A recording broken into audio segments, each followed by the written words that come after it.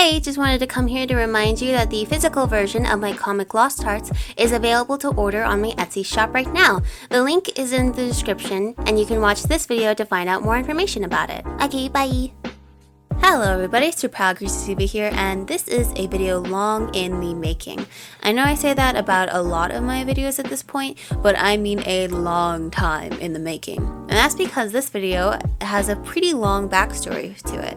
So back in my earliest art years, I was in the Steven Universe community, which I've talked about before, and while in said community, I decided I wanted to make my own Steven Universe OCs, and perhaps even a comic about it. The whole thing actually started when I was making some soaps with my family with this Melton Pore base and mica powders. For mine, I went with a swirl pattern using the colors pink, pearl, and a white color into a flower mold.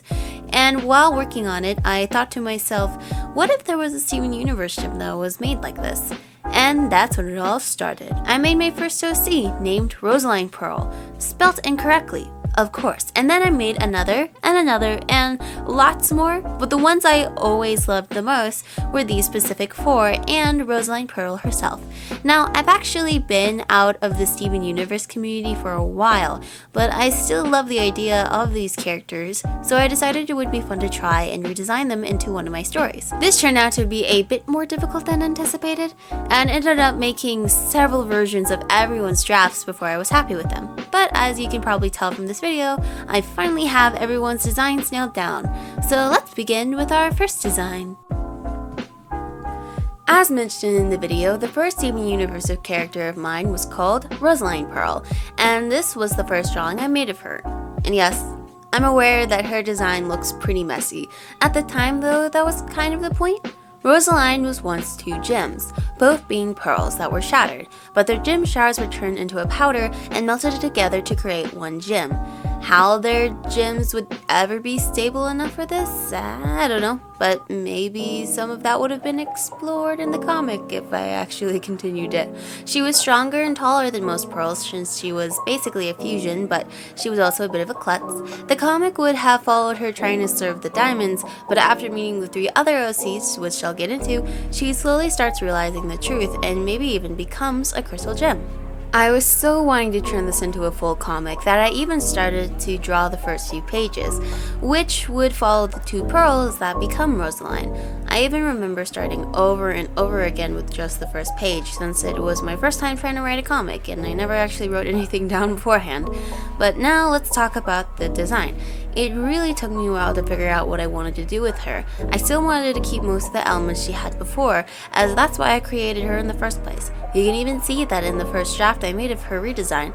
At first though, I wanted to make her a hybrid of a vampire and something else, but I didn't know what else. I also had no idea what about how she would fit into one of my stories, but after giving it a lot of thought, I finally decided to place her in my Miracles universe. For context, my Miracle universe is not my main project at all, but more of a side project featuring a bunch of characters that I really like but I can't put into my main project.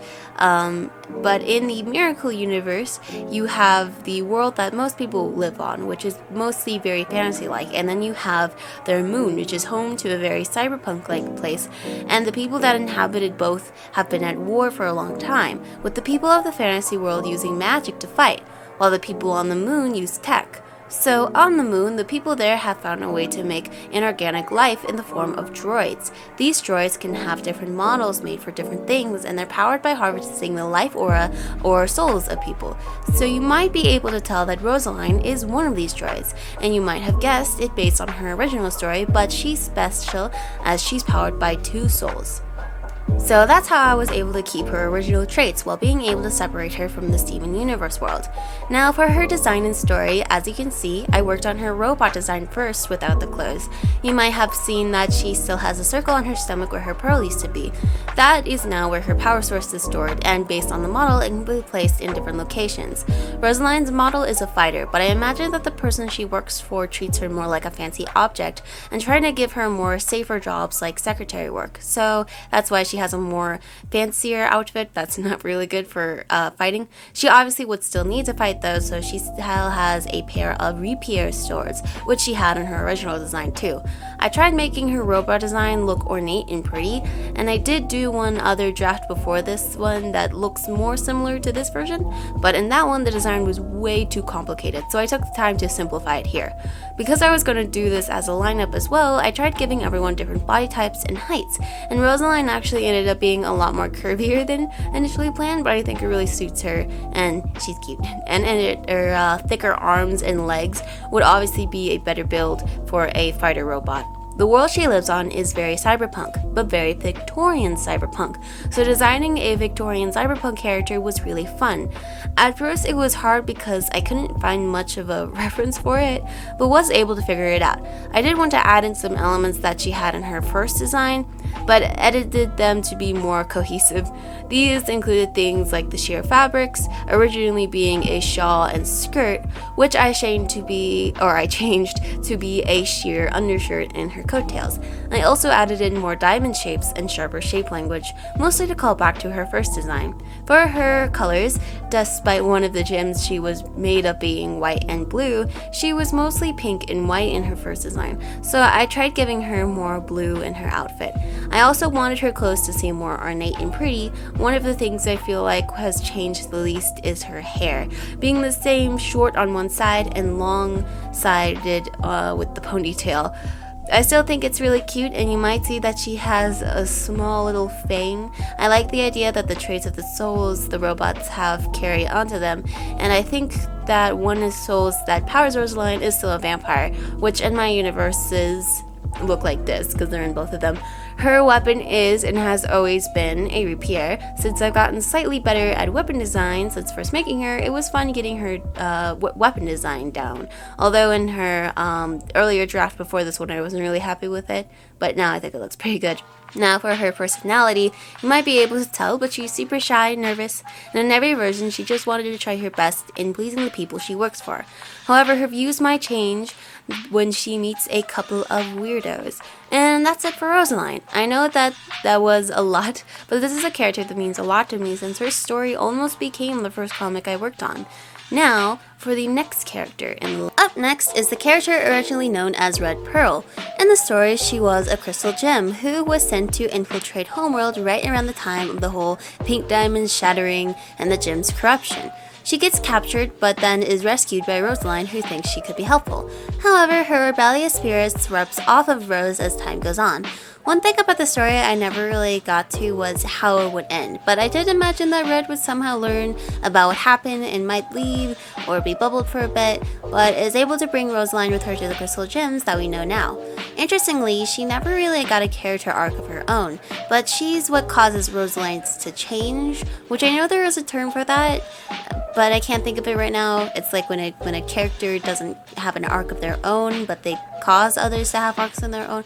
Like Luffy from One Piece, I think. I've never seen One Piece. But now since this isn't the Steven Universe world anymore, some things got to change. Although not as many as I thought at first. The biggest thing, of course, is her design.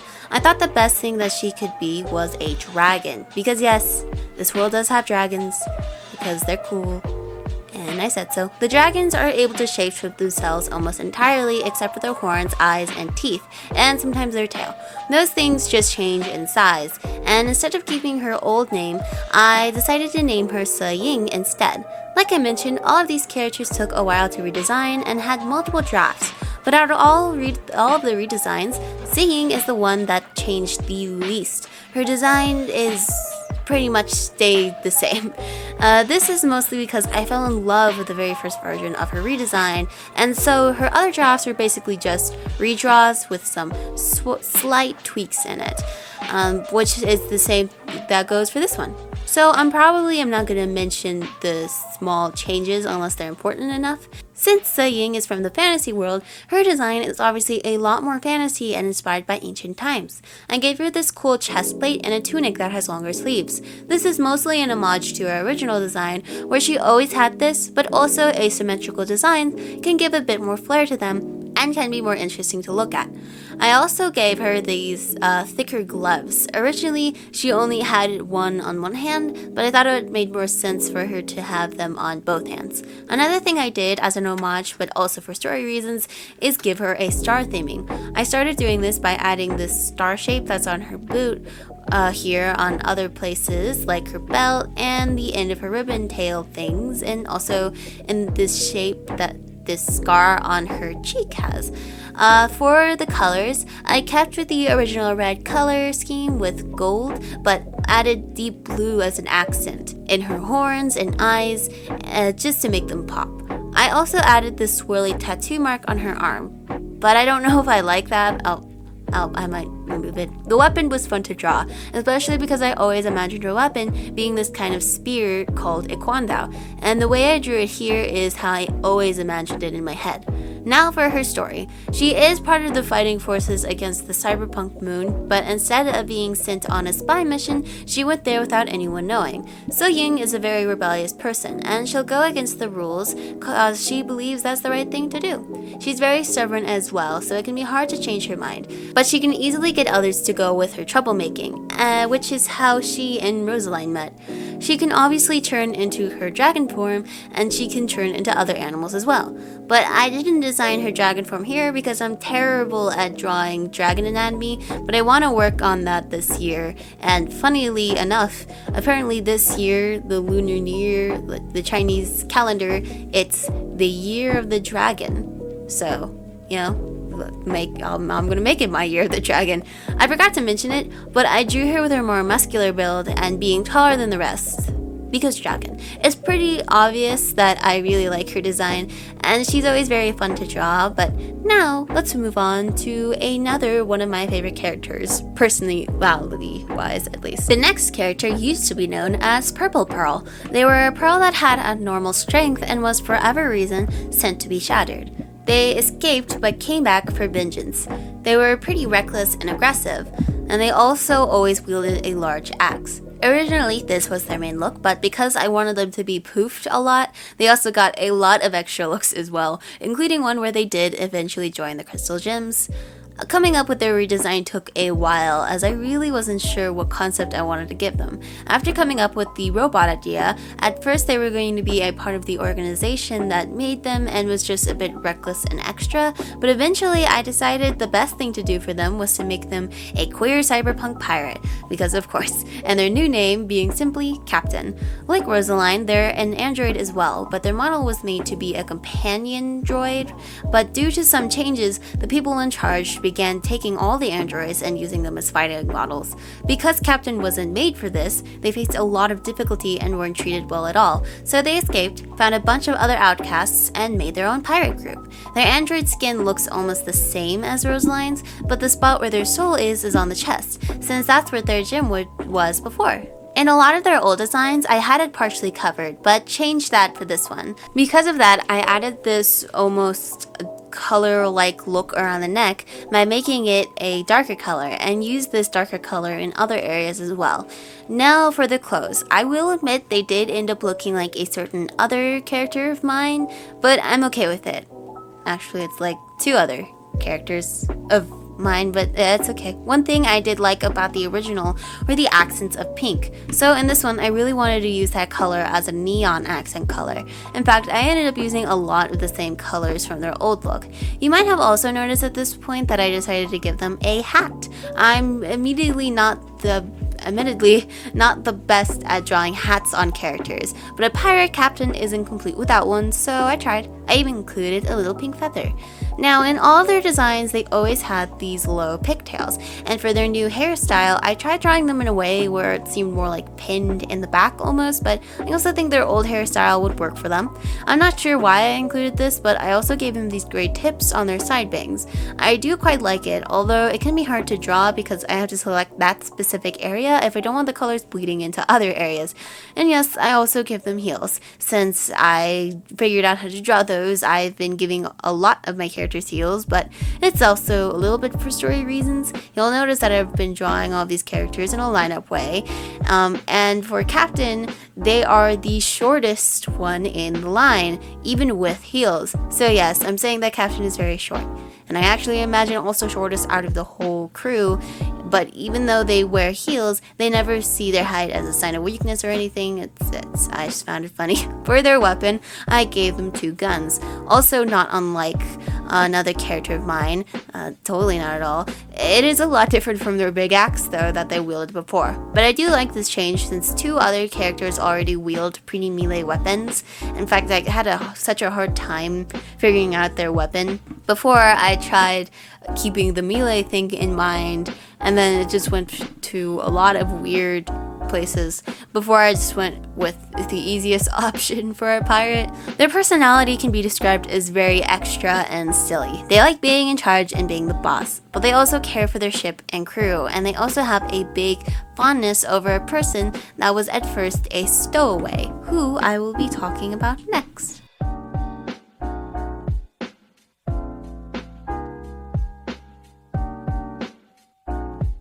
And our final character was originally my edgiest character of the group, Black Pearl. In the Steven Universe community, there are a lot of different versions of Black Pearl, and my version was originally White Diamond's Pearl, which got partially corrupted and ran away. I actually do kind of like the concept I had for them, only one half of them really got corrupted with this black pattern, and the eye and part of the mouth looked monster-like and could change color depending on their emotion. They never had a weapon since I always imagined their corrupted hand acting as a big claw. These were actually concepts similar to other characters I have now. However, I decided to completely alter this character, so most of that didn't transfer over except for their markings. When deciding what species everyone would be, after looking at this character, I realized that they would be perfect for an Akuma. For those who don't know, these are what my version of the Akumas look like, beings with black and white markings all over, and since there are various tribal species, this character would obviously be more from the fantasy world. But things happen in the story that causes them to end up on the moon where they meet Captain. This new character's name is Shiro, and he's the older brother of Mizumi, the character that I drew every year in this drawing. And I have talked about that in Mizumi's character video, but for recap, the actual character that you see is a miracle inhabiting the dead body of the real Mizumi, who died after sacrificing herself to protect the miracle. However, Shiro didn't want to know. Oh my god. However, Shiro didn't know about this and thinks that his sister is still alive and was captured by androids and taken to the moon. So he sneaks into one of their ships and ends up on the moon and a stowaway on Captain's ship.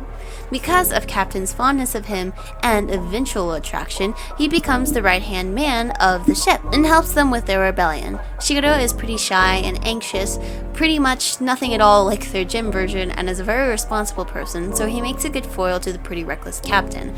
However, realizing it now, they also make a really good parallel for Rosaline. I just realized that now. Now, for his design, I decided to keep the same black markings since they were already very Akuma-like, but I did get rid of the beast-like eye and mouth. I know it's sad. It was the perfect edgy look, but they couldn't. His long fluffy hairstyle was able to translate pretty well, but I did change the bangs since he doesn't have a gym there, and his clothes got the most change. They're pretty Japanese inspired, much like Mizumi's, and I based this version off the clothes of Mizumi's. His clothes are all black, white, and gray, but I wanted to give him an accent color. Like everyone else, I also made a version of everyone's designs that were closer to these ones, and in that one I made his accent color purple, but I decided to change it to blue since no one else in the group had that color, except for Saying with her accent color. In that version as well, he had a lot more see-through elements, which is funny because in his Pearl version, he was the only Pearl character I had which didn't have any sheer fabric, but for this version, I kept that to just an undershirt.